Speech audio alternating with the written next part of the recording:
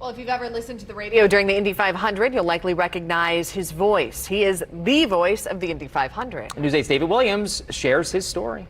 Jones 21st, Hinch 22nd. His name is Mark Janes. He is one of only 6 people who has served in the chair as the voice of the Indy 500. I think our original anchor, I affectionately refer to him as the Godfather, the late Sid Collins, for having the vision and the foresight to put the Indianapolis Motor Speedway Radio Network together. And I think the Indianapolis Motor Speedway Radio Network is as responsible as any entity for the growth in the popularity of the Indianapolis 500. As part of the IMS radio network, his voice is heard by millions of people. Their purpose? Create that theater of the mind and take listeners on a journey. We want to feel like that those people that are in their backyards or on their boats or in their cars or whatever the case may be are immediately transported to 16th at Georgetown, who can't be there for whatever the reason. Jane says he and everyone at the network are fans first. He's had that passion since an early age. He tells me he talked his parents into buying a cassette recorder in the 1970s, and he did mock Indy 500s with neighborhood kids, even play-by-plays of baseball games as a kid.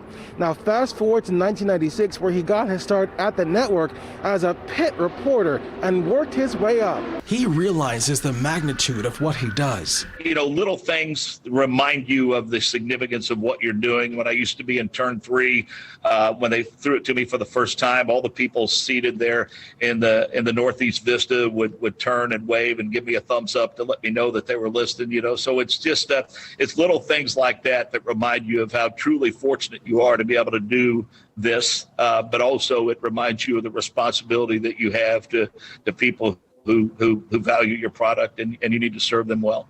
That value and service extends into the classroom, too. He also teaches communication at his alma mater, Monrovia High School. It's very satisfying to see, them start out as freshmen or sophomores and be rather unsure of themselves and their ability, and then come to you one day and say, hey, I'm looking at schools, and this is what I want to do someday. And that means as much to me as anything that I've accomplished in broadcasting, for sure. I'm David Williams, Wish TV, wishtv.com, and follow us on Facebook.